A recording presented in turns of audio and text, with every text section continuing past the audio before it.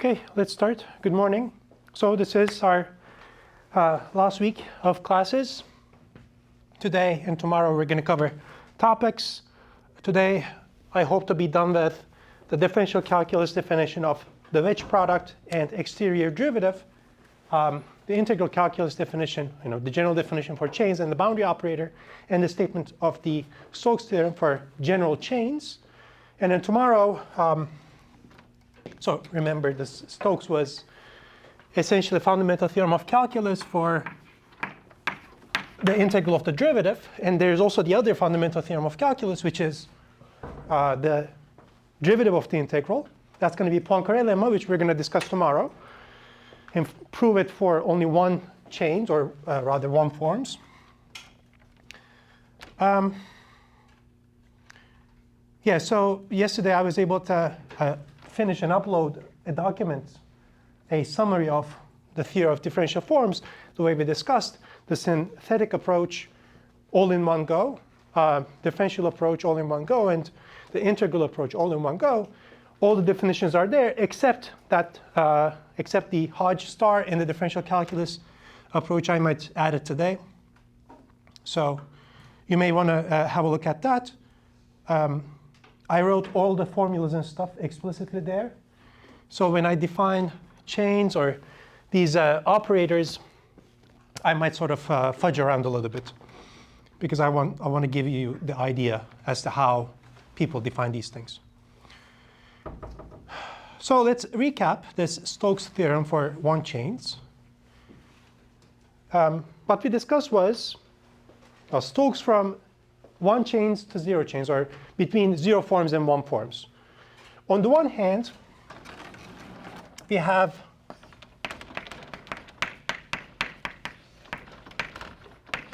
zero forms on our open subset. M is, as usual, an open subset in some norm space E.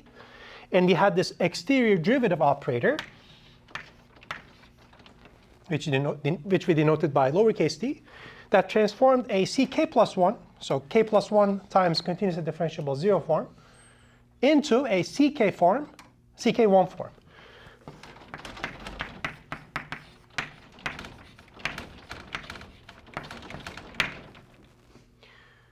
On the other hand, we have the boundary operator that goes from one chains to zero chains. So it's going backwards. Okay, let me match it like this.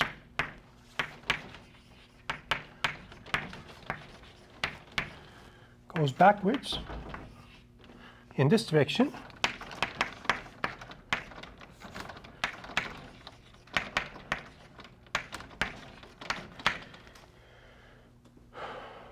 And how do these things work? If you take a zero form, remember a zero form is nothing but a function. It's a scalar field, if you want. Well, what is df? df is nothing but f prime.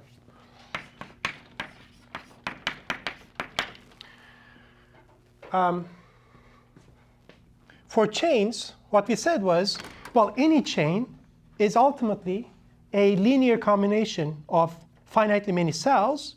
So all I need to do is tell you what this boundary operator does to one cell. And so we could say, I'll remind you what this meant in a second. This is my notation for a one cell. And if I were to take the boundary of it, it gives me a zero chain, namely this one.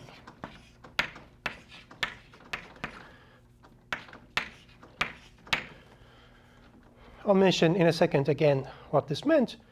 The point is that somehow, if I match a one form against a one chain using this sort of pairing notation, the bracket notation, I have this formula.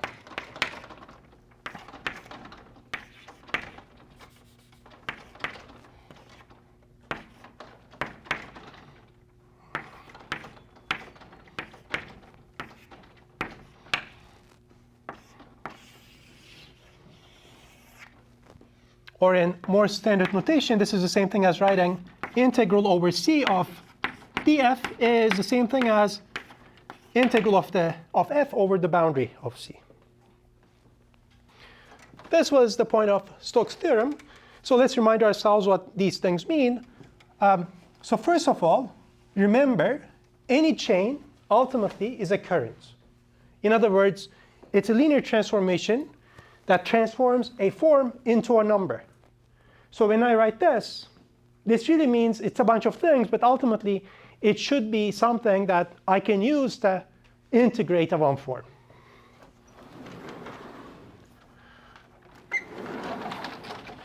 And so here, alpha and beta are real numbers. I'm just trying to describe to you what this means. I is some open interval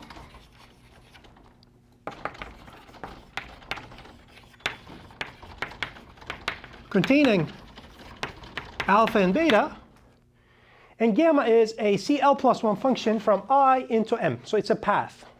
Okay, it's a smooth path from I into M. And so if I were to take an arbitrary one form, at least continuous, of course, I need to tell you what this is as a linear transformation. So this has to be a linear transformation on omega. And what is this?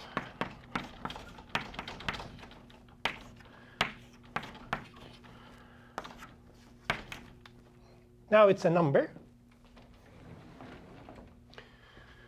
And this is going to be nothing but the integral, Riemann integral from alpha to beta of this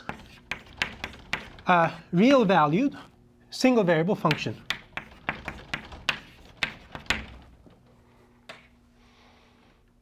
Okay. This was the definition for a one cell. Okay. When I write this, I really mean, oh, this is something that operates on differential forms.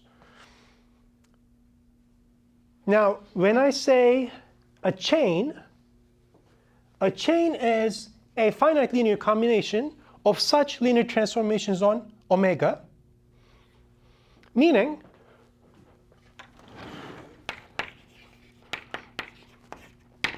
so one chain, I could denote it by C, and it would be something like this. Let's say AI, gamma I, beta I, alpha I. Again, what does this mean? This means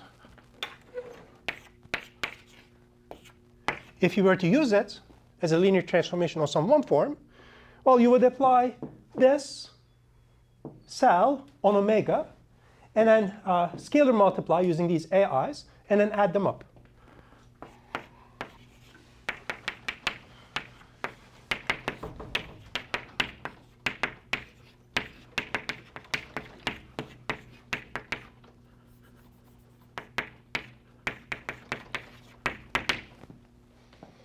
I take each of these one cells, apply omega to it to get an integral. That's a number now. I scalar multiply that integral, which is a number, by some other number, and then add everything up. And that's, again, a number. What I'm saying here is that this expression depends linearly on omega again. That's what I'm saying. So this is the idea of a one chain. Any questions about this so far? We had defined all this stuff, but I wanted to reiterate. Now, what does this mean? Again, I write it like this, but you should think of it as, again, a linear transformation on zero forms. So this should be a linear transformation, whatever this is. It should be a linear transformation that takes scalar fields and produces real numbers.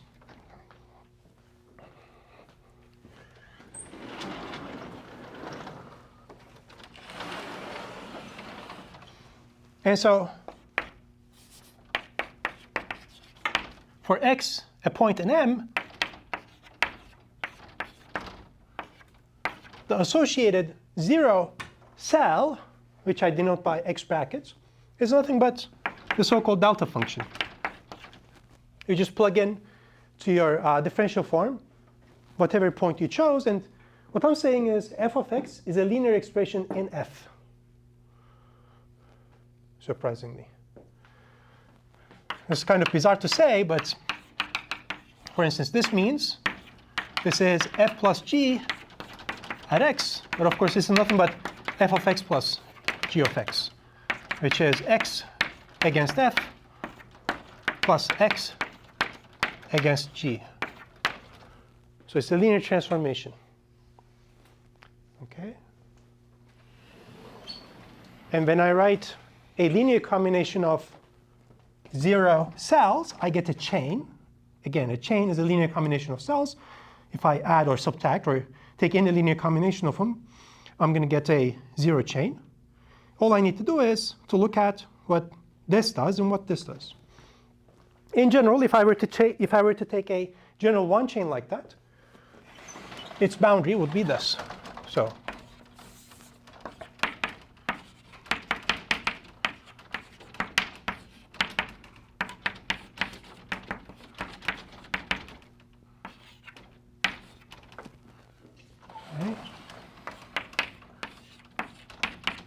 boundary is linear, so I distribute over the linear combinations. And then the boundary of this.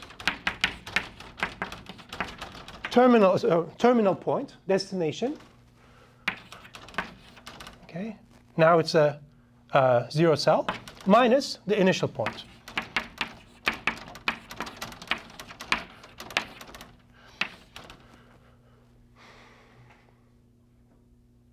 Okay. So these are almost like point charges, and a one cell like this is sort of like a wire, and there's like electricity flowing from one direction to other. Okay. Any comments or questions about this so far?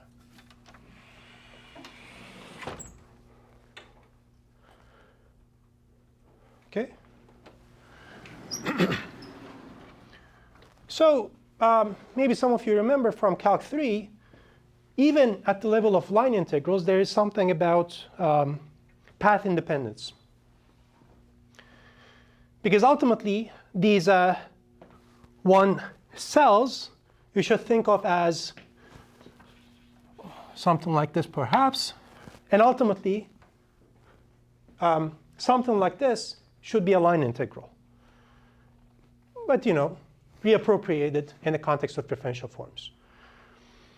And then there are certain situations where you have something that you're integrating over this path, but then somehow, if you were to change the path, you would have a different line integral in principle.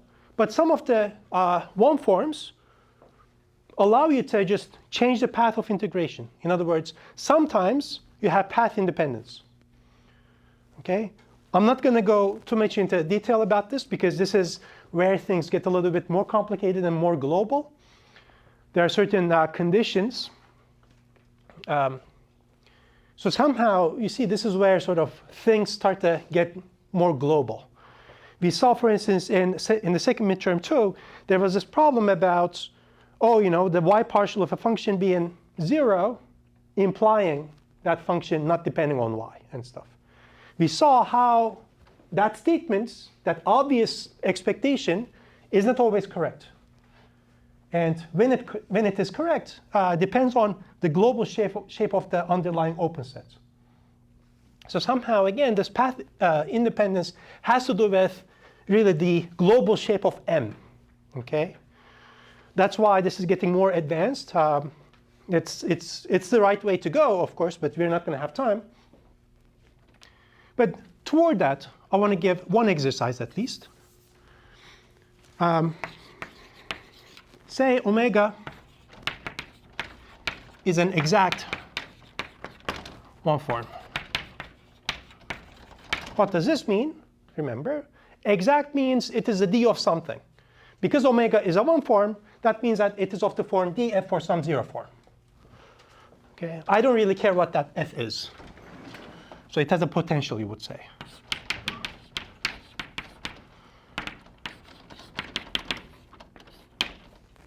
Okay. Well, in that situation, if I were to take a gamma such that gamma of alpha is the same point as gamma of beta, so that's the picture. So this is my I, let's say.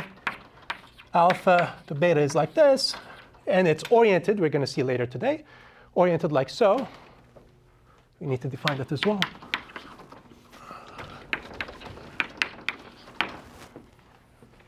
It might happen that even though in the parameterization you have a nice sort of interval, when you map it into your space, it turns into a loop. This you would represent by saying gamma of alpha is the same point as gamma of beta. Okay.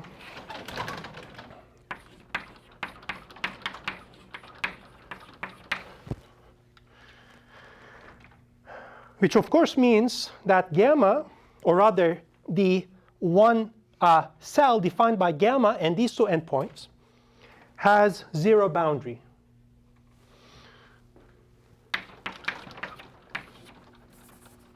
Boundary of this guy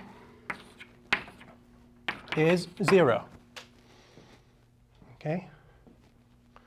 So you see something very similar to closed forms is happening. Instead of having this time d of something being 0, we have the boundary of something being 0. It goes backwards. We're going to call such chains cycles. But in any event, the part of the exercise, the first part, is that if, let me write it like this. If C is a one chain with zero boundary in this sense, then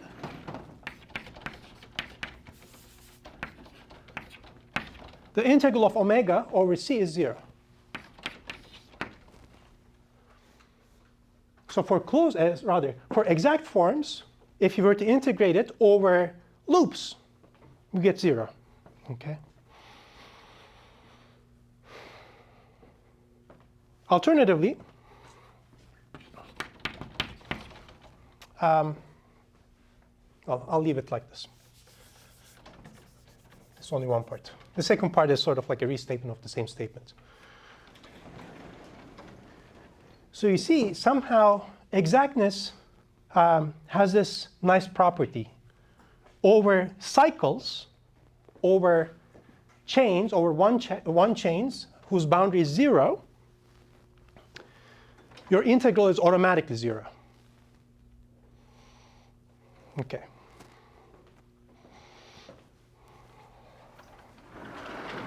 Any comments or questions about any of this so far?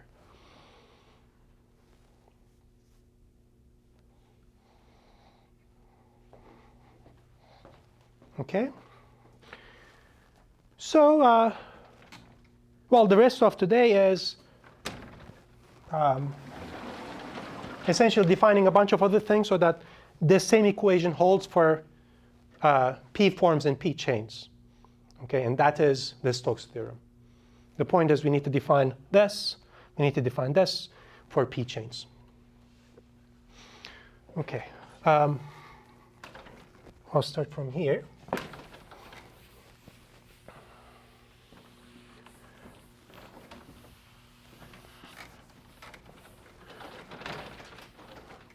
So here's what's on the menu for today. Even though we're not going to need the wedge product in the differential calculus setting, it's still good to mention it.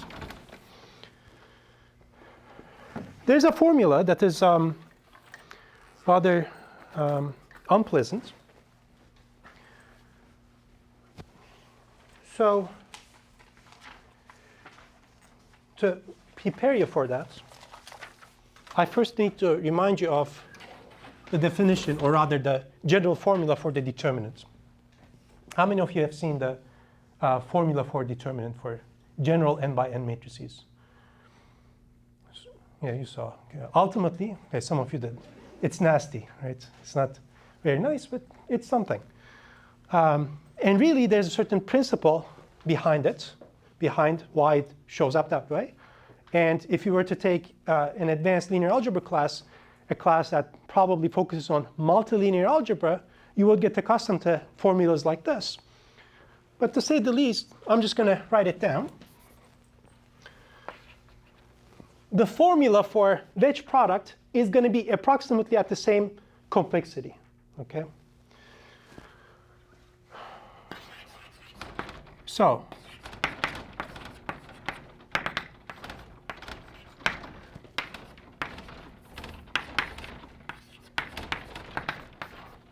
N2, A, N1, N2, dot, dot, dot, A, N, N. Determinant of this n by n matrix ultimately should be a function of its entries. And so I want the explicit formula. Of course, a lot of you, many of you know how to compute this. But probably if you took 2270, and if you haven't thought about it afterwards, you only know how to compute determinants for specific matrices, but not, but you don't know how to use the general formula. I don't keep it in myself also. Many people don't, but I looked it up before class, so I remember now. OK.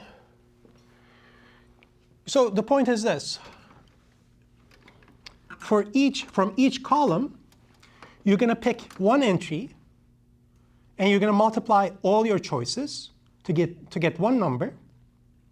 But then you're going to have to choose different entries so that you have sort of this nice function that we ultimately call determinant. And so what you do is this.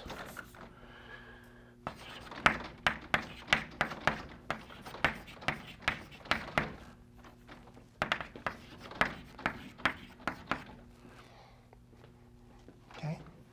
So sigma here is going to be what is called a permutation or bijection of the set of indices.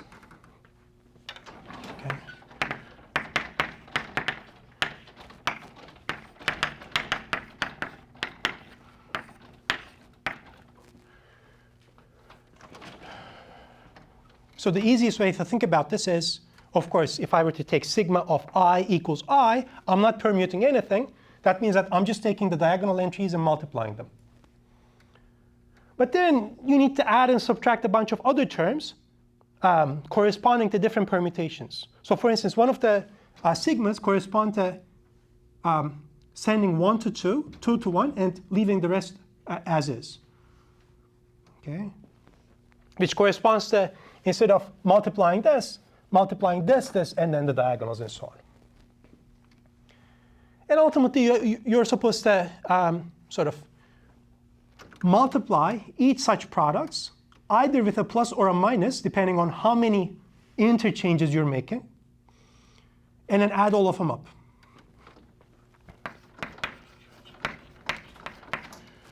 This plus or minus is sort of formally written like this. It's the sign, people would say, of the permutation. And then you add over all permutations of n symbols. Okay. Now,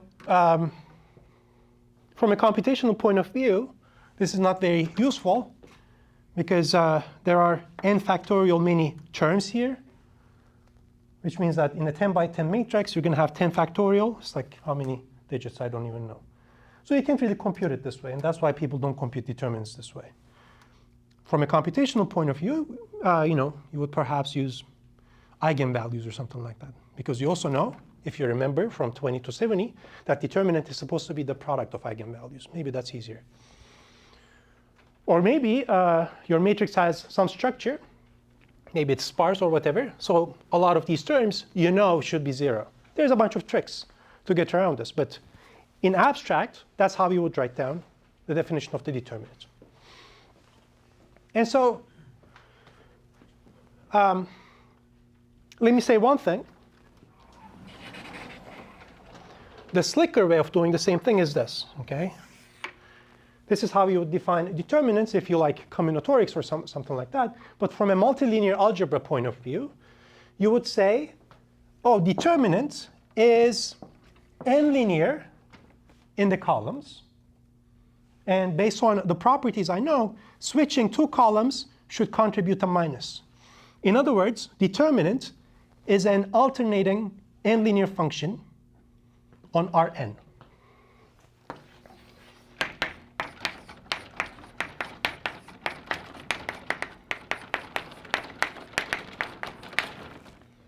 N times Rn, I'm thinking of determinant as a function from there to R, alternating, and n linear. Okay? In a previous problem set, you computed the dimension of this space, the space of alternating n linear functions on an n-dimensional space. What is the dimension?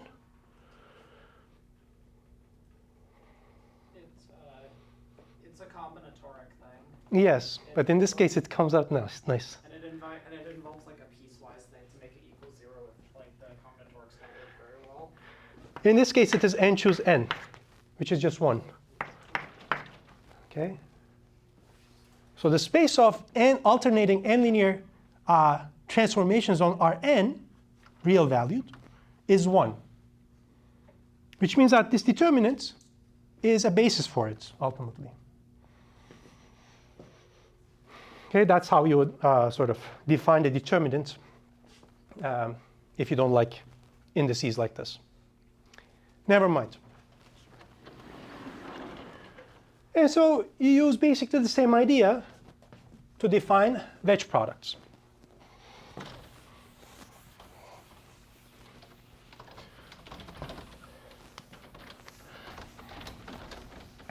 Actually, I'm not even going to write down the general formula. It's in the notes. It suffices to know for you to know that there's a similar formula. Okay, you use like a similar idea. I'm going to tell you how I compute wedge products in practice. Okay. So let me say the definition of wedge product in the context of calculus is a similar sum. Instead of writing the formula, I'm going to think of it. I'm going to tell you how I think of it in practice. And in the notes too, I wrote a small sort of blurb as to how I think about this kind of stuff. Like under the section, wedge products in practice. So let's try to take the wedge product of two one-forms.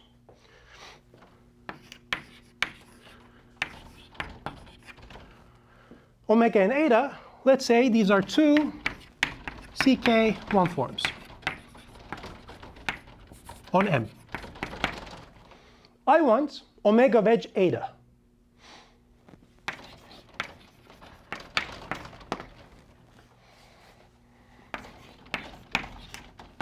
Which I know is going to be a two-form.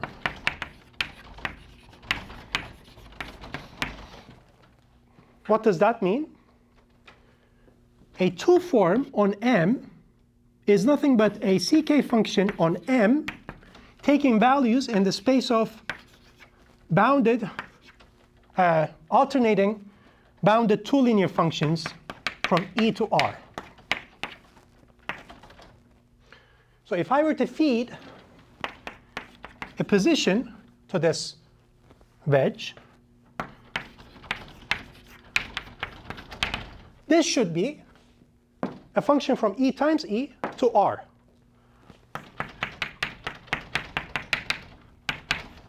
Okay. I need to define it such that it is multilinear, it is bilinear, and if I were to flip the entries, I pick up a minus. Okay. I take two vectors now. I need to figure out what is omega wedge eta at x applied to v1, v2. Well, what I do is this, OK? I do the wrong thing first. I say, here's a one form, here's a one form, and I have two one vectors. There's also multi-vectors, but never mind. I'm going to feed to this guy, and to this guy.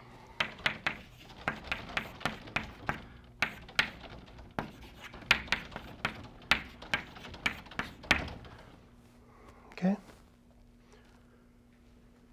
Omega of x is a linear function from E to R. So this is a real number. This too is a real number. And this is a bilinear expression in the vectors. Okay. The problem is this is not alternating. If I were to flip v2, v1, the end result is going to be possibly not related at all. So what I'm going to do is I'm just going to add that extra term I'm going to get that way. And it has to be with a minus so that I pick up a minus.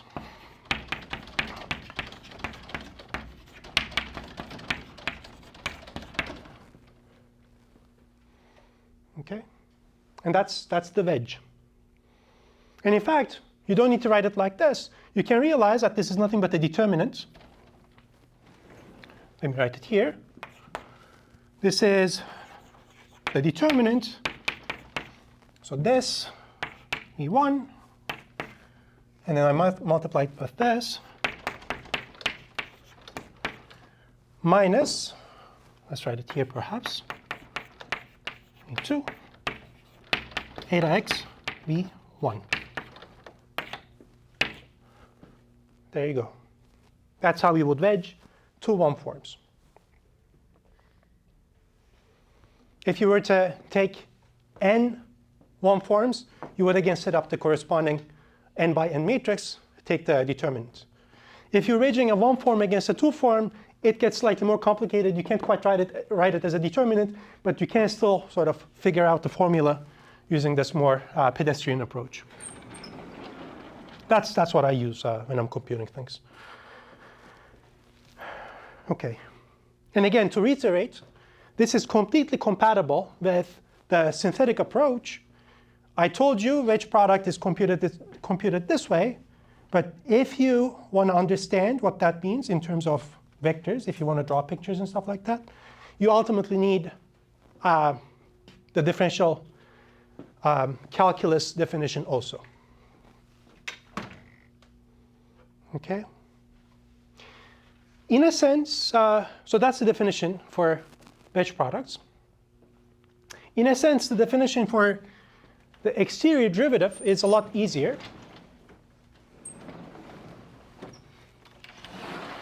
It requires that you keep track of the types of the objects, though.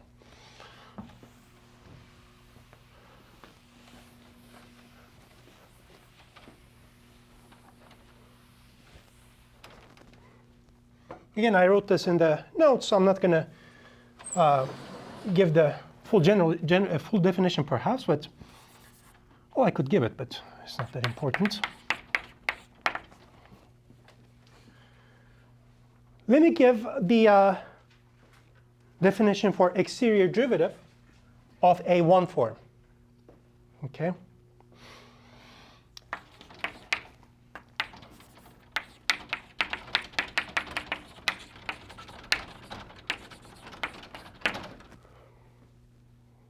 Well, that's an example, I guess.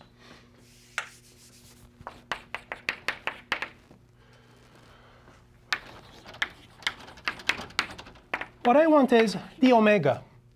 OK? D omega is going to be ck differential 2 form.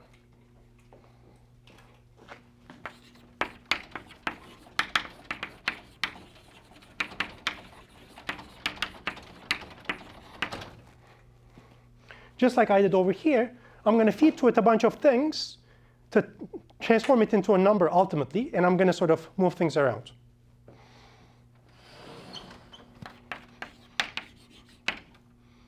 If I were to fix an x a position, d omega of x should be a function like so.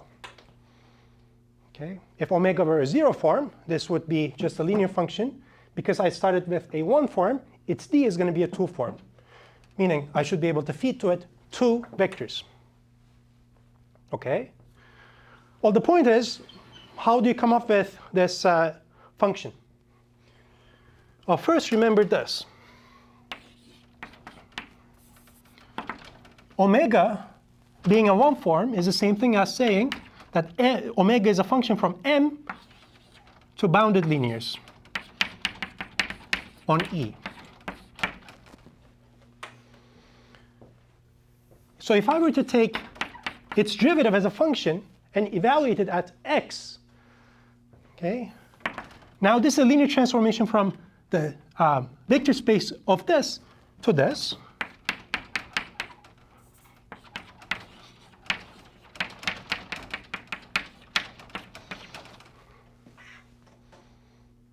That is a linear function. And if I want, I can think of omega prime of x as a bilinear function on E. It is not alternating, but never mind. Well, once I have this, I can just take 2 vectors and feed it to omega prime of x at here and there, or vice versa. And that's what you do.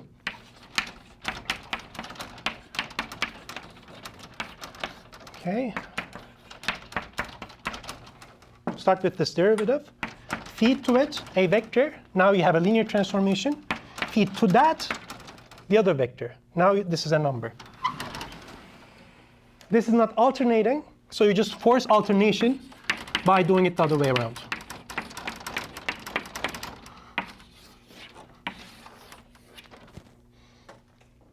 That's the definition for exterior derivative. And essentially, using the same method, you can define exterior derivative for higher order forms.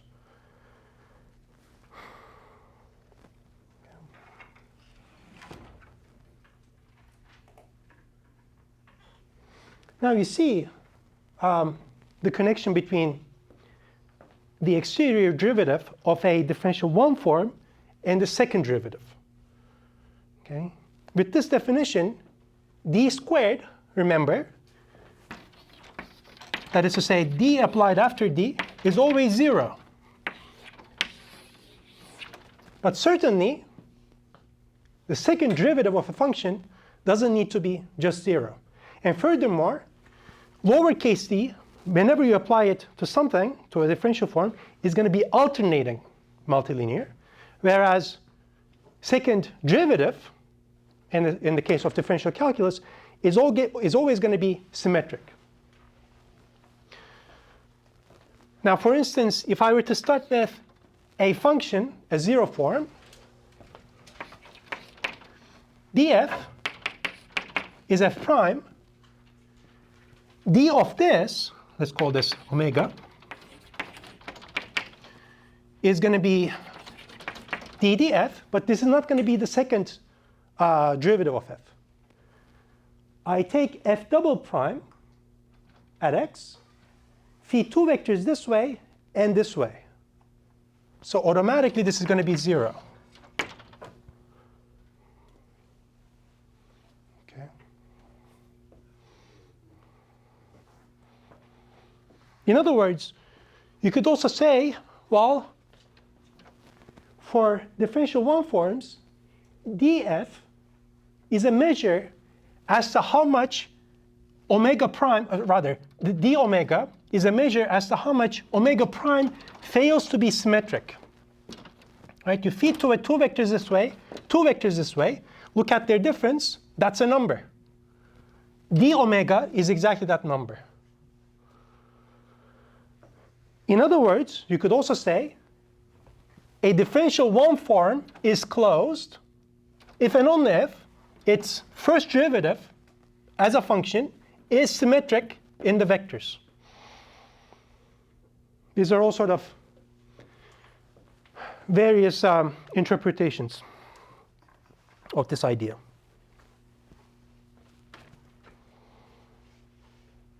Comments or questions about this?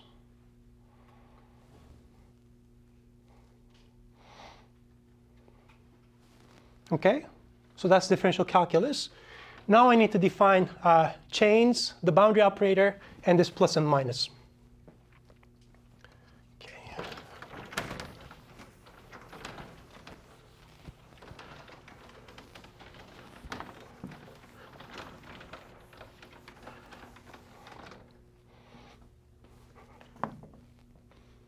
So that's all I want to discuss about differential calculus. Let's define chains.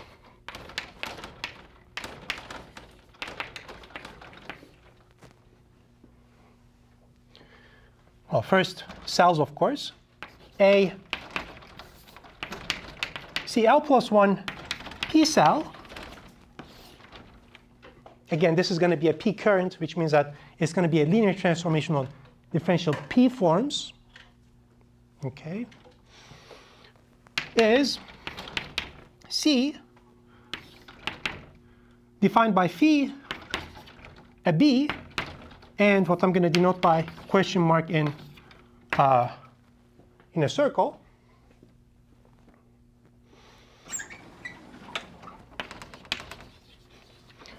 Where B is a standard aligned box in RP.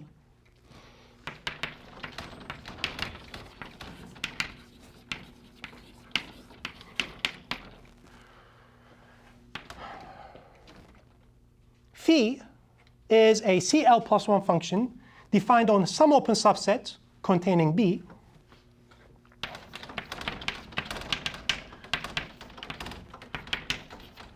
Going into M,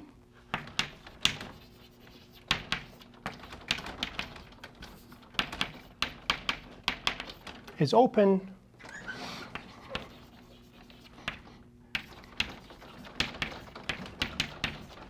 and contains B. And this symbol is going to be either plus or minus.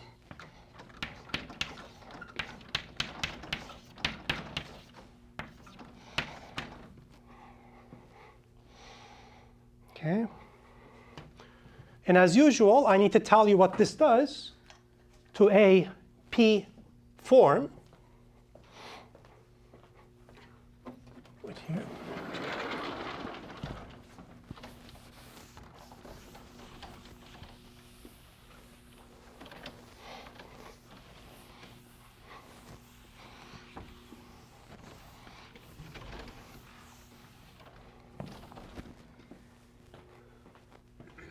Defined by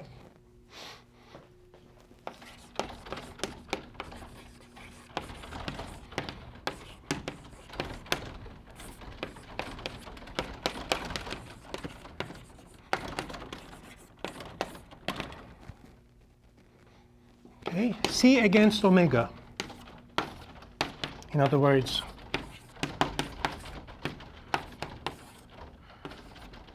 this guy against omega. It's supposed to be a linear transformation on omega. So whatever this number is, it should be a linear function, linearly dependent on omega. And ultimately, it's going to be a Riemann integral. So it's going to be like this. Okay. Let me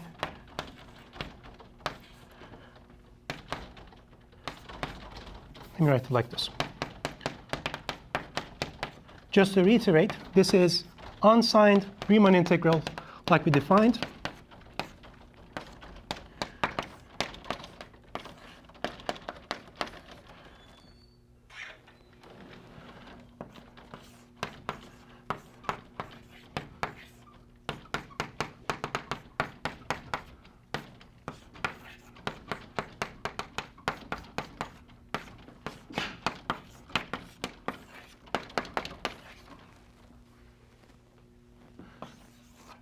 Where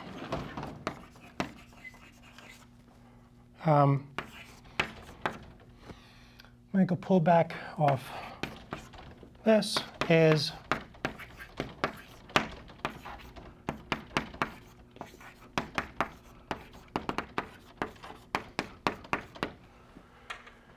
that's a mouthful.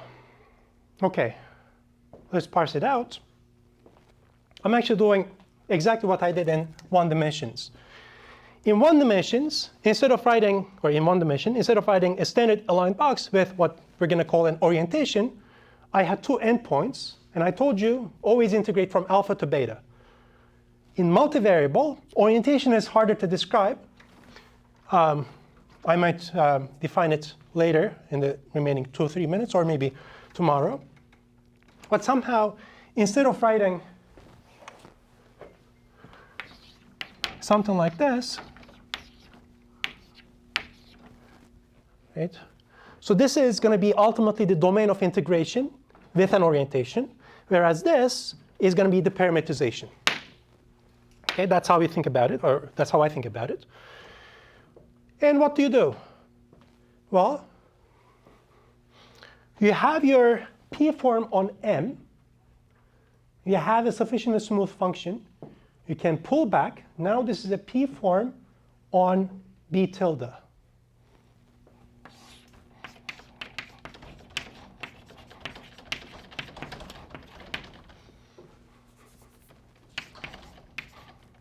Well, any P form is of the form like this, the standard basis P form, x1, x2, whatever, all the way up to xp in this order, up to some function, scalar function.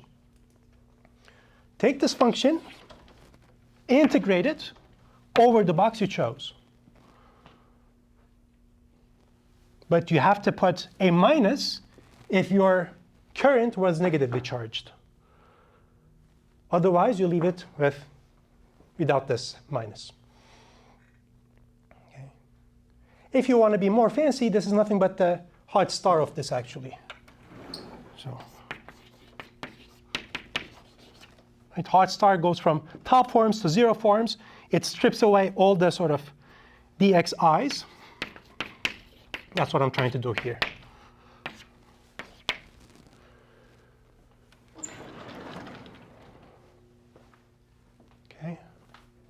I'll spend a couple more minutes on this plus and minus, what these actually mean.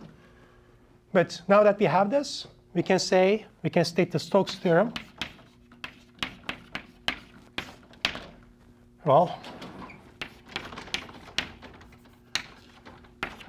all this business is so that we can write this. Okay. For any P form, dp is going to be p plus 1 form. It's going to be one p plus 1 form. Integration of that over a p plus 1 chain is going to be the same thing as the same form integrated over the boundary. Oh, I guess we haven't defined the boundary yet in general. So we still have to define this. OK. I have a couple minutes, but I'm not going to force it. That's a good place to stop for today. We'll continue tomorrow. Thank you. OK, let's start. Good morning. So this is our final class where we're going to discuss topics. Tomorrow we have a review for the final exam. And Friday we don't have class, so this will be it. One thing that is very important, so feedback forms for this class is available now. You should have received an email. So these are different from the feedback that I've been collecting throughout the semester. This is something that the university does. You're going to be anonymous. And let's say 2 or 3 weeks after the semester is over, I will have some access to what you're saying. So this is very important. OK, take some time. Maybe, I think you still have time. You can fill it out until December 15 or something, so it's not urgent. But I would urge you to fill out the feedback, what went well, what didn't go well, what should be changed, all these things. So this is an important thing. OK.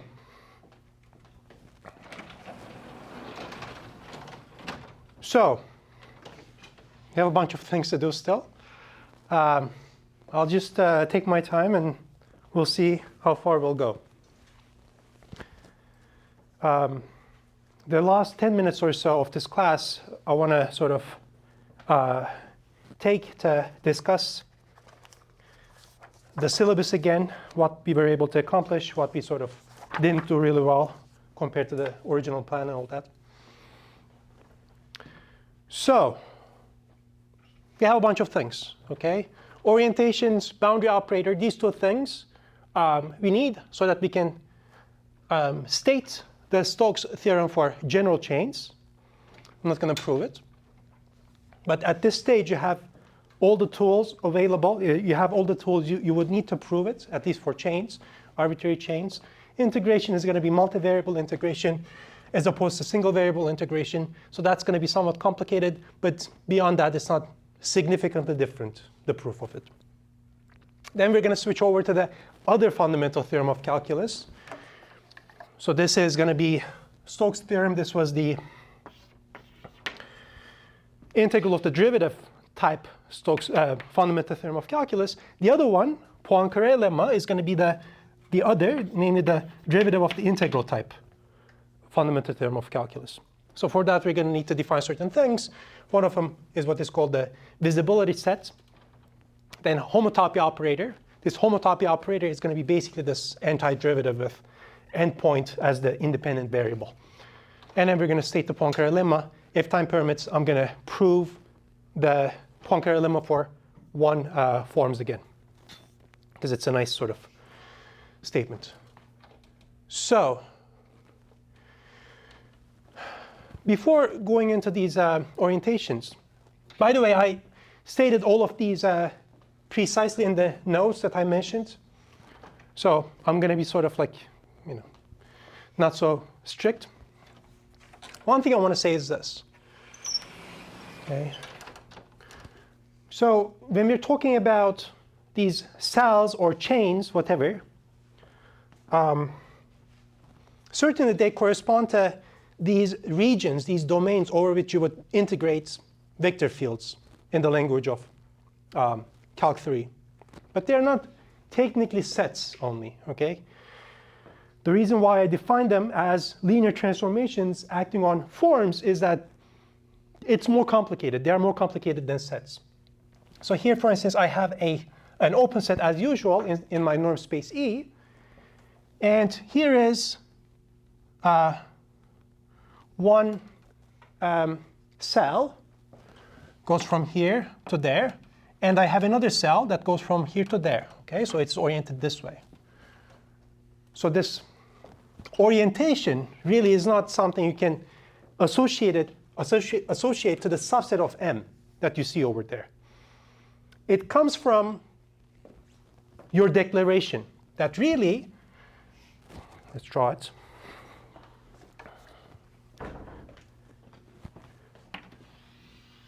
This is, well, it's a geometric representation of some sort of an integral, okay? What you really mean is that there is some gamma 1 that goes from the real line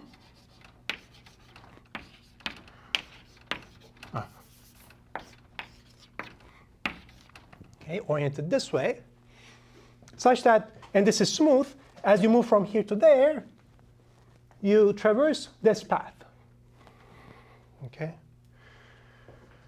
So instead of writing this arrow, it will be better to use, for instance, this plus sign. What this means, of course, is that this I'm imagining is the positive infinity direction, and I'm going to integrate from alpha 1 to beta 1. Okay? Now, you see, this, so there's like a next part in this chain. But I want to think of this as a different cell. Inside M, these chains could look very bizarre. They could have intersections, a bunch of different things. They could sort of overlap.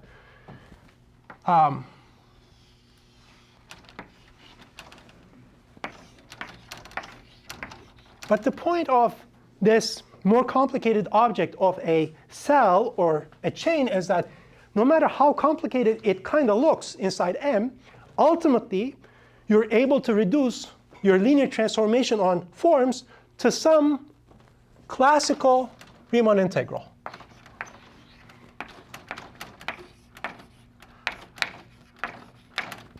Okay. And again, let's say this is plus. Okay. when it comes to one chains, it's still rather manageable. We can still draw it. But for instance, the moment you start thinking about two cells, now you might have sort of like a three-dimensional thing, imagine.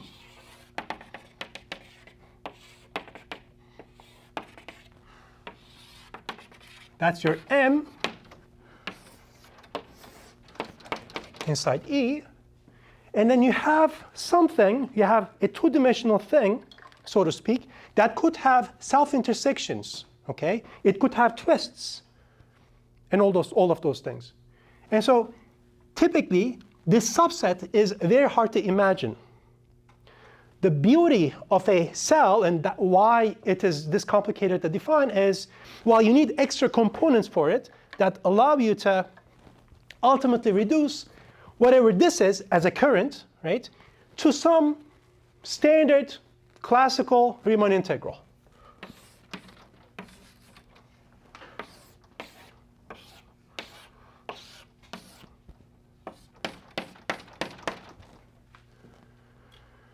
Okay, so for instance, in this case, what this does is sort of stitches this way and then sort of puts it through. But again, just like with one dimensions, you want to have either a positive orientation or a negative orientation. Probably in Calc 3, you saw this symbol, or the other way around symbol, counterclockwise, whatever. Instead of writing it like this, I'm going to put a plus, because part of it is, once you start realizing what these currents are, well, you know, this stops kind of making sense a little bit, because in here too, when I sort of draw this arrow, and I tell you which way is up, in a sense, you're going to start losing the sense. In other words, if I were to take this and look at it from behind the board, the arrow would look different. So that's why I like using plus. Now plus looks plus no matter where you look at it, okay? Okay. So when we discuss this boundary operator too, instead of discussing the boundary on this visual representation, we're going to sort of go back to standard boxes, standard aligned boxes in Euclidean space. This is truly R2, okay? This is the x coordinate, this is the y coordinate. This is the one you know, this is something bizarre, okay? M is the manifold again, right? So manifold is the thing that you cannot see quite. Okay, so when we discuss the boundary of higher order cells too, we're going to discuss it in terms of these nice box representations. So first of all, let me state a couple of things about these orientations. So, and this is going to be a big exercise essentially. The idea is this. It, as usual, goes back to linear algebra. If you have a finite dimensional vector space, okay?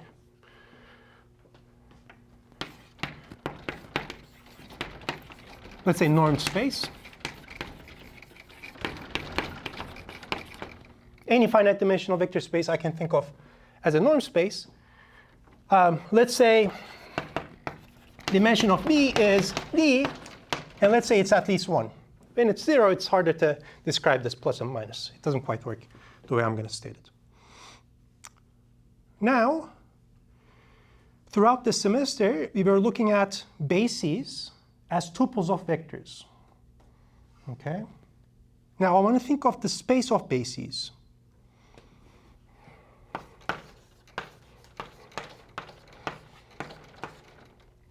Okay? This is a collection of all bases of V. It's a subset of V to the D. It's a product vector space. You can add and scalar multiply each of these vectors entry-wise. Okay? And because V is normed, this too is normed. It turns out that the space of bases of V is an open subset. We've actually, one of the problems that you've studied in one of the problem sets implies this. Namely, in a previous problem set, you showed how if a square matrix is invertible, so is any nearby point, any nearby matrix. In other words, invertibility for matrices is an open property. Somehow that is related, that is equivalent ultimately to the statement that the space of bases is an open subset.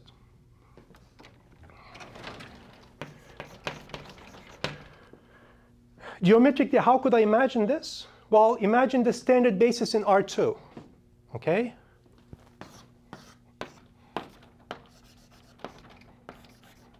That's a standard basis. Well, what is a small topological perturbation of it? Well, instead of having 1, 0, if you had 1 epsilon 2, that still would be a basis. That's the point. Okay.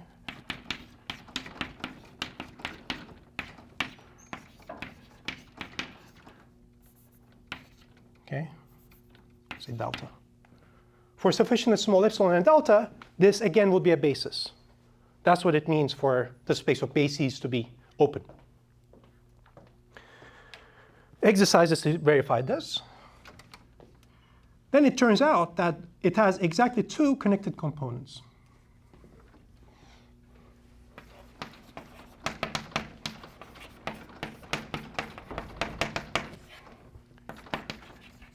Two, let's say, path connected.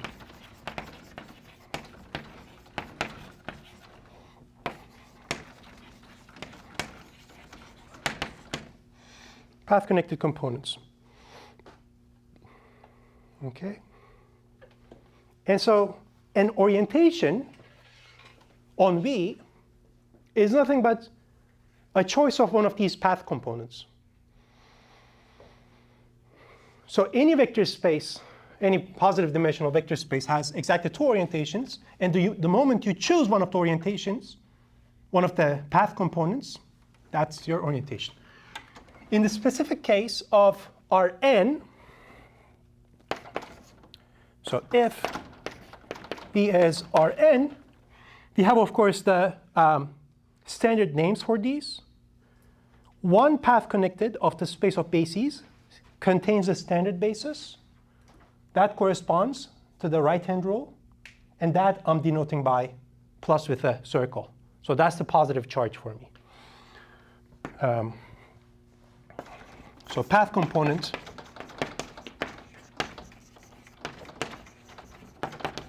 of the standard basis is the right-hand rule. Then you say, according to the right-hand rule in R5 whatever, you're saying I'm using this path component as the orientation. And is denoted by plus with a circle. The other one, well, I'm going to denote it by minus with a circle. So left-hand rule, that's still valid. If you want, in a different situation, you can just use the left-hand rule.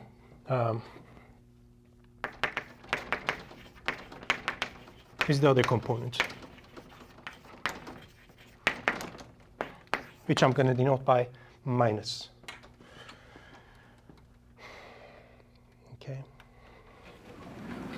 That's a big exercise. As you see, it has nothing to do. It has very little to do with calculus. It's mostly linear algebra. And so when I write for a P cell,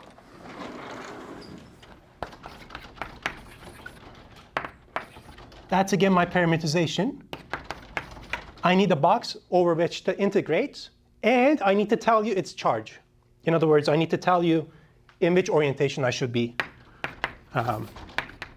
integrating, and that I'm denoting like this. This is like a placeholder that you use either as a plus or a minus.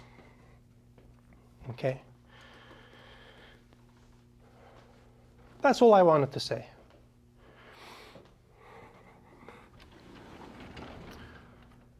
On to the boundary. Again, I'm going to give you some idea. if you read the textbook, it is a bunch of indices. It doesn't really say why you're doing all this. What does it really mean?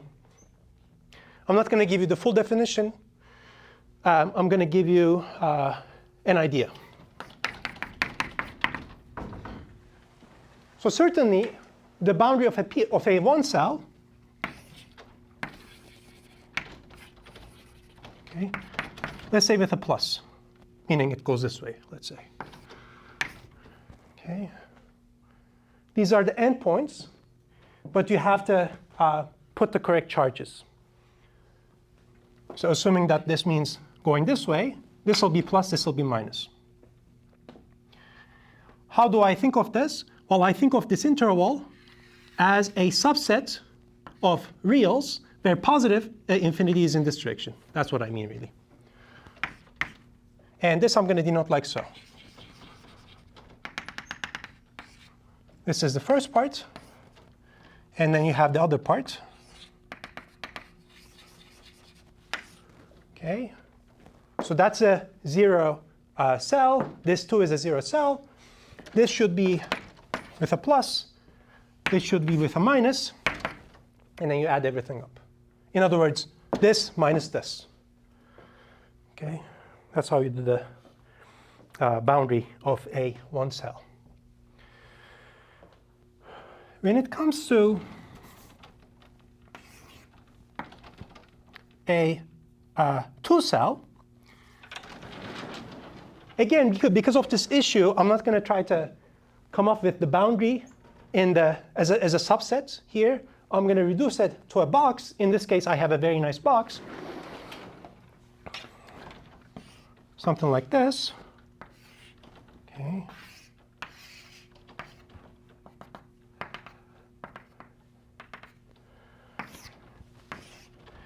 Let's say again it's charged with plus, the whole thing.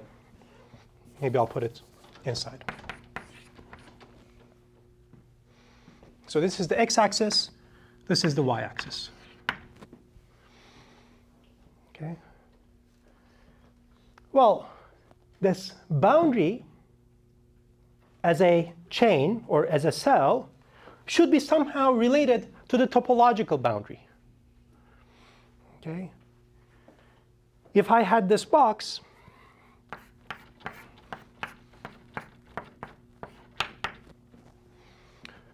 well, the topological boundary is the bottom side, union right side, union top side, union left side.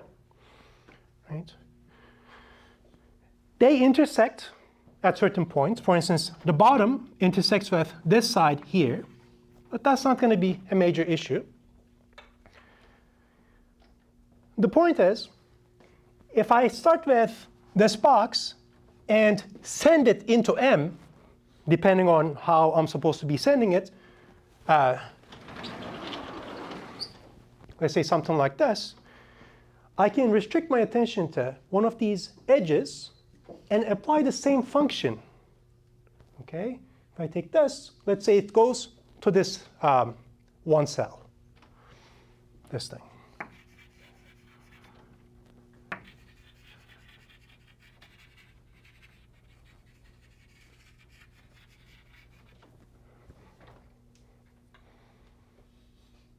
Meaning, each of these components of the topological boundary of the box related or given in the two cell, I can think of as a one cell in and of itself.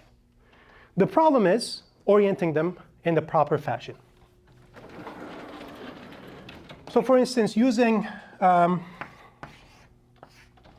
the Calc 3 notation, if I have here this counterclockwise orientation, I'm sure many of you would say, well, you should orient the edges like this. Okay?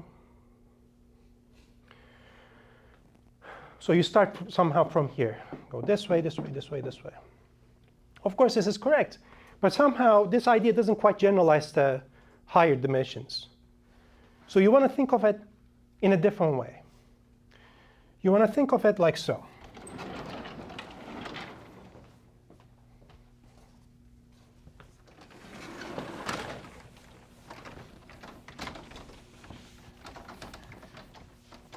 because then somehow you want to come up with an algorithm, essentially, that you can duplicate to higher order boxes.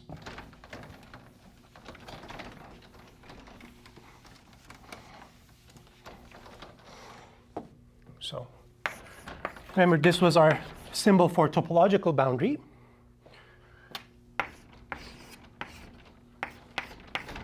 I have this. Well, I'm going to say I have the boundary components coming from the boundary of the first interval defining the box, meaning the right side and the left side. And then I have another two components coming from the other variable. So really, I want to think of this boundary as first this, then union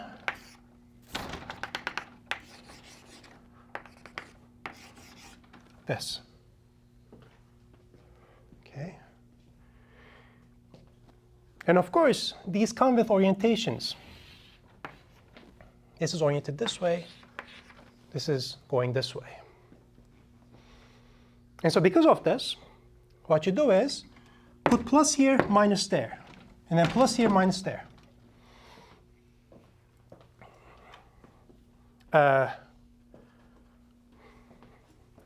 Okay.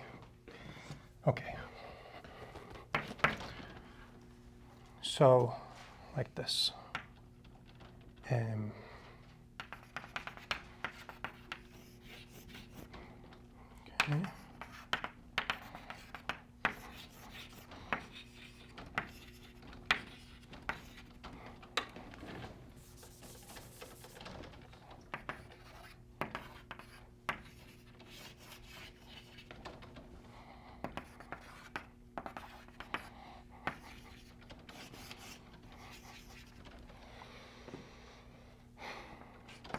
That's with a plus, that's with a minus, that's with a plus, that's with a minus. Add. Okay, so these come from the first coordinates. For the second coordinates, you need to put a minus. Okay. So ultimately, that means you integrate this way. Okay, this goes up. This doesn't go up, it has to go down. When you're integrating from here to there, well, you're supposed to integrate this way, but if it is positively oriented, you have to have a minus here. And to integrate from here to there, if it is negatively oriented, you need to have another minus. Maybe I made it more complicated, more confusing than it's supposed to be.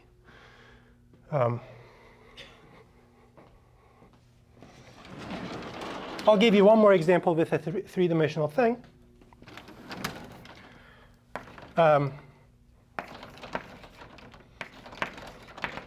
Boundary of this three-dimensional box. Again, I think of it as an aligned box in R3, like so.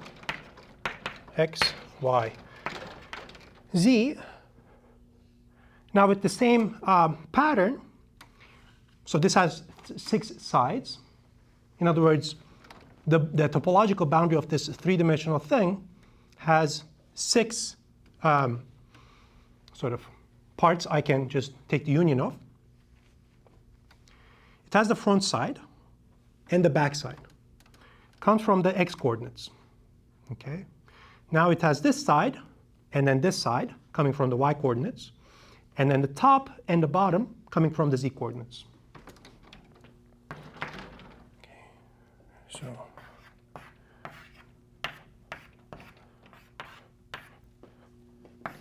again.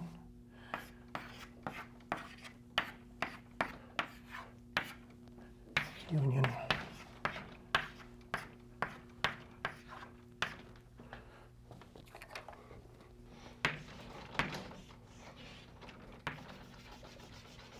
That's the front and the back. and then two sides like this, coming from the y coordinates.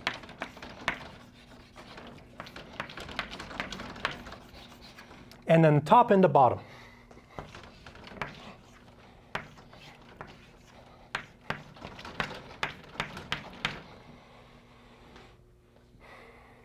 Okay. So ultimately, once the dust settles, the pluses and minuses are going to be like so.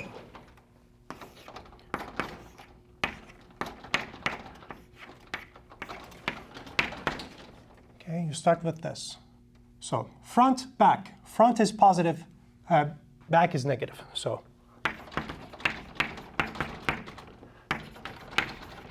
back. Now when you switch over to the negative, the second coordinate, this is again going to be plus and then minus, but you have to have an additional minus. Okay, this is how things work. So you start like this, right minus left, but with a minus, with an additional minus. You can distribute if you want. And then for the third coordinate, top and bottom with a plus.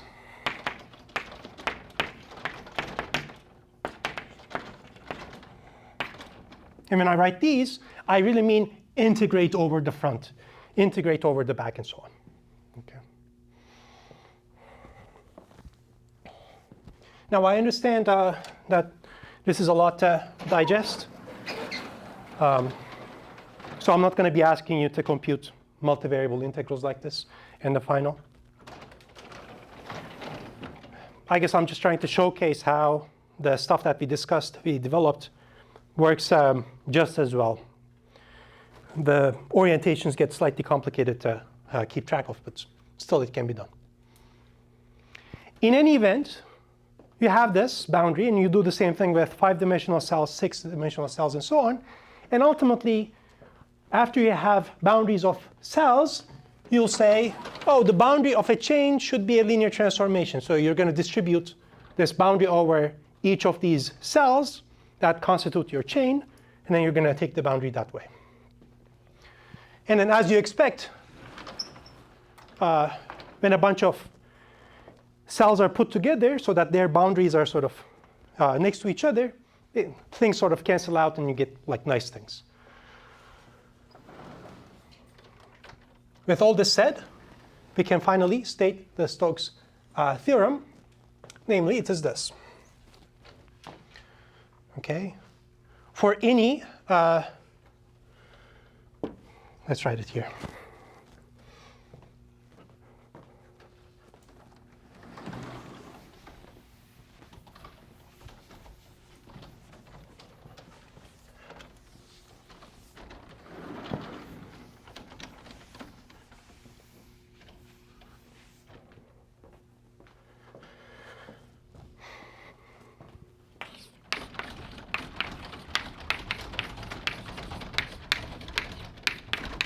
For chains.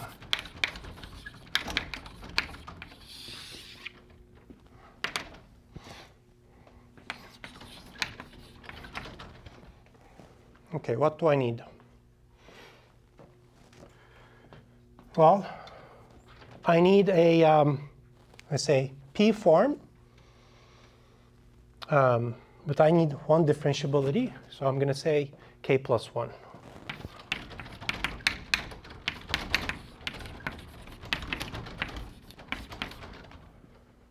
Okay.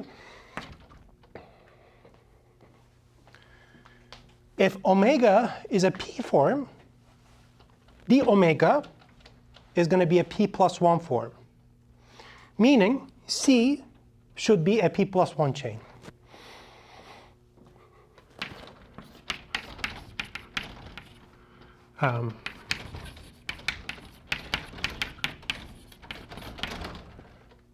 Okay, then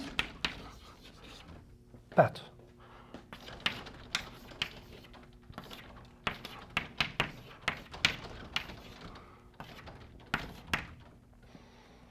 Or in classical notation, it's this. It's the same thing. Okay.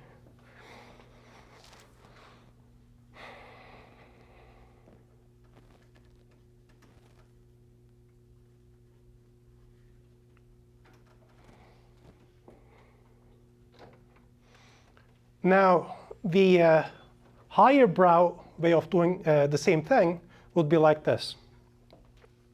Forget about these chains or whatever. Ultimately, you would say, oh, chains are going to be currents. So I'm just going to leave currents as they are. I'm going to say, oh, these are linear transformations that are continuous. And I'm not really worried about actually computing them. And you would define the boundary operator using this equation. This is something actually legitimate to do. This would be what is called a formal adjoint. And then you would figure out, oh, in this situation, this boundary operator should be this and all that stuff. Okay.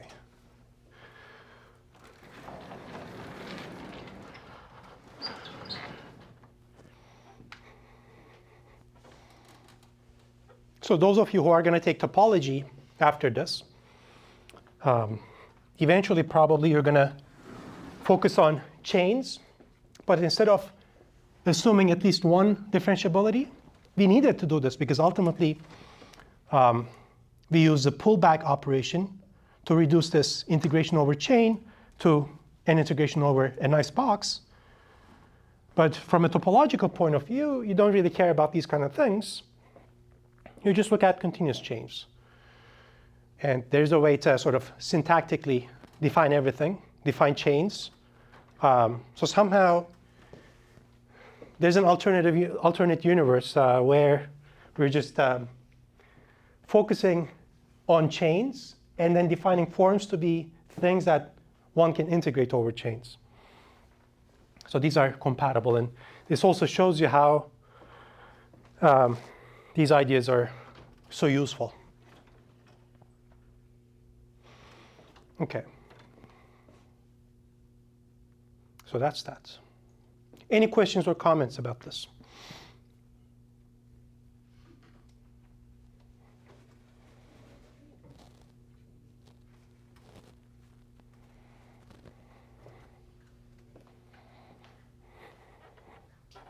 OK.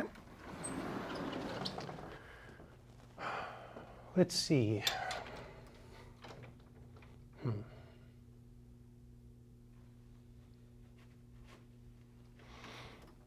OK, I'm not even going to state the Poincare lemma in general. I want to give you an idea as to how or what this visibility set is and how you define this homotopy operator.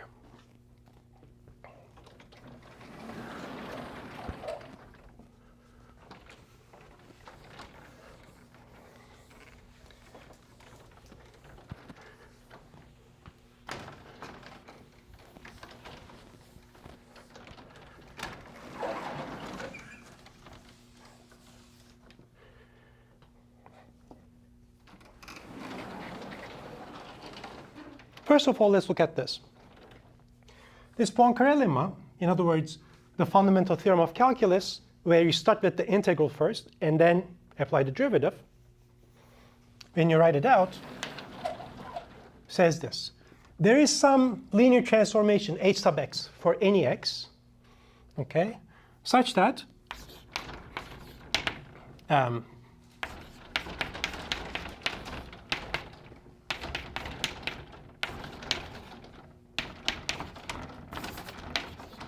this happens.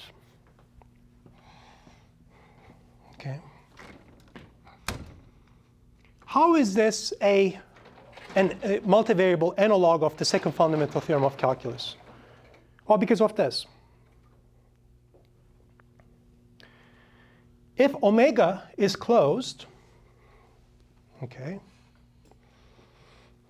this guy is 0. That's what it means for omega to be closed. And h sub x being a linear transformation, this too is going to be 0. In other words, you see, if omega is a closed form, h sub x of omega is going to be a potential, so to speak.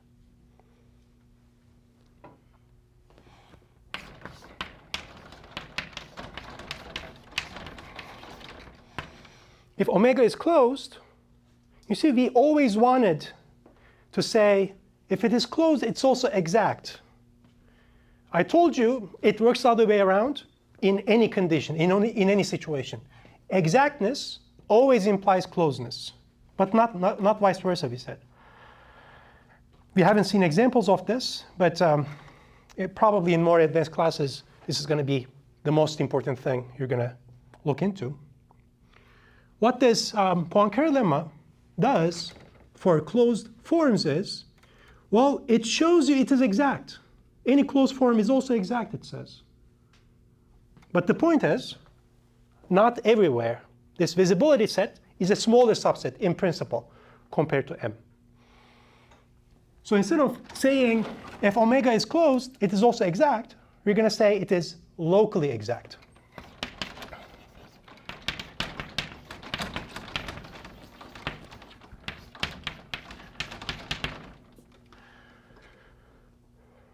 Okay. So in general, for instance, if you have a vector field that has zero curl, for instance, like the Coulomb potential, you cannot quite say in general it comes from a, I should have said Coulomb force. You cannot say in general it has a potential, but you can say it has a local potential. Okay. And where exactly can you build this form such that d of that form is omega? Well, it's on this visibility set. And the visibility set is, well, it's exactly what it sounds like. If you have here your M, you take your point, let's say here, and then you look at all those other points within M, you can see from the position of X. But of course, we're assuming we're in the special geometry case or local geometry case, meaning light moves in lines. And so in computer science, I think this is what is called line of sight visibility. And so certainly everything here I can see, okay, all these things. But you see now there's some occlusion, like so. Okay, so.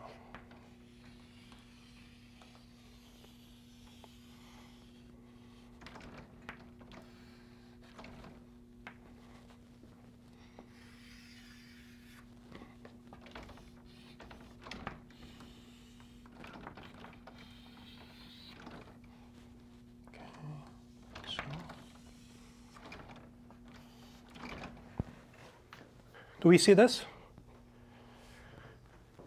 Anything within this blue region is illuminated. This region is not illuminated, neither this nor this.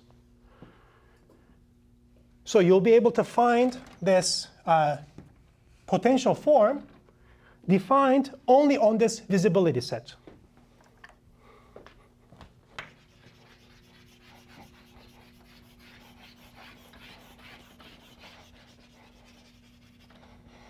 This is viz sub x of M.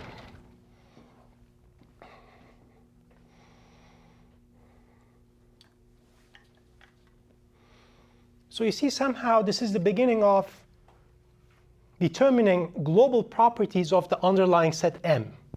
There's a reason why I've been writing chain of M and form of M. Ultimately, it turns out, you want to think of these as these whole spaces as things you associate to the open subset M, or more generally the manifold.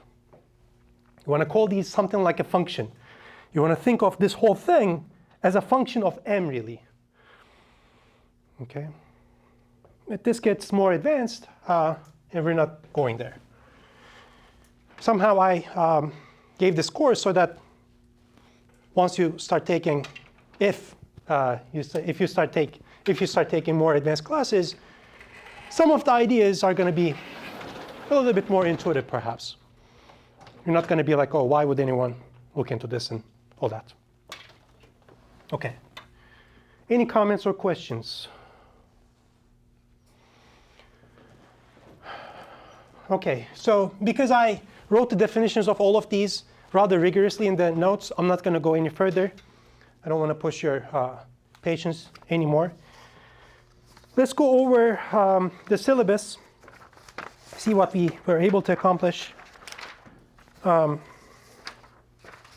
objectives, ambiguate and disambiguate vectors, matrices, and linear transformations. I hope at this point you would agree with me that linear algebra is the bottleneck of all this. Those of you who were more comfortable with linear algebra, I think were more comfortable throughout this class. And those of you who didn't remember linear algebra often sort of felt the need of linear algebra. Apply vector and operator norms in proofs and computations. OK, we use these in estimates. Leverage the triangular inequality in metric spaces. OK, remember, the triangular inequality was one of the main inequalities in metric space theory. We looked at spheres, balls, these kind of things. Compactness, completeness. We didn't prove the Banach contraction principle, unfortunately. I kind of mentioned how you might use it. Prove and use foundational theorems governing continuous functions, including the maximum principle. Can anyone remind me what is the maximum principle?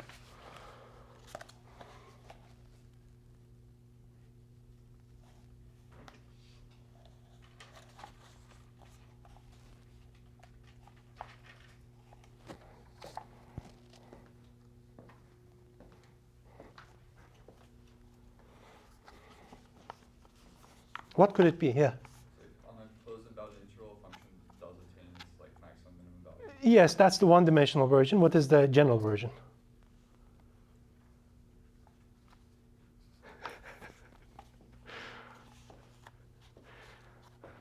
You can't quite say closed and bounded interval in general. But there's a different, shorter phrase for it. Yeah. In a compact set, any continuous function attains its maximum min. Or more generally, the continuous images of compact subsets are compact. Here's a similar thing with the intermediate value theorem. We defined derivatives, partial derivatives, these kind of things. Chain rule, mean value theorem. We spent a lot of time on the mean value theorem. Remember, mean value theorem in multivariable calculus is an inequality. Taylor approximation, we didn't prove it, but I think we spent plenty of time computing Taylor approximations. Inverse function theorem, implicit function theorem. These, again, we didn't prove, but I think we spent sufficient time discussing what you're supposed to do. You remember there was these problems, and these theorems were solving the problems. Rank theorem. This we didn't discuss, we didn't have time, but it's a consequence, ultimately, of the implicit function theorem. Critical points and extrema. We didn't discuss any optimization, unfortunately. Riemann integrability, we discussed. Jordan measurability and content. We discussed prove and apply foundational theorems governing Riemann integrable functions. Well, I stated Fubinian change of variables, but we didn't prove these. Define and use vector fields and differential forms. We did define these, and at least for one forms, I think you have had sufficient experience using. And then prove and use multivariable analogs of the fundamental theorem of calculus from single variable calculus via the formalism of differential forms. Again, I wasn't able to prove them, but at the very least, we were able to state the Stokes theorem for chains, fundamental theorem of calculus, in multivariable situations. And then the other fundamental theorem is this Poincare lemma, which is summarized like so. So yeah, compared to what I had originally planned, I think we were a little bit too ambitious. But I learned a lot, and I hope you learned plenty. Part of this class was developing mathematical maturity, and I think that was accomplished. You have, I hope, started changing your perspective on math, where instead of thinking of math as a bunch of problems you're supposed to solve, math is really things that you don't quite understand and sort of kind of try to solve and kind of sort of solve sometimes and all that stuff. But ultimately, the point is not giving up. Okay. Now, of course, some of you are going to go on to take more advanced classes and become scientists, and some of you are not. And still, I hope this gave you some idea as to how math progresses, what mathematicians do, especially those of you who are going to come into positions of power. This is something that I hope going to influence your decisions later on. Okay, that's all I wanted to say. We have review tomorrow. Thank you.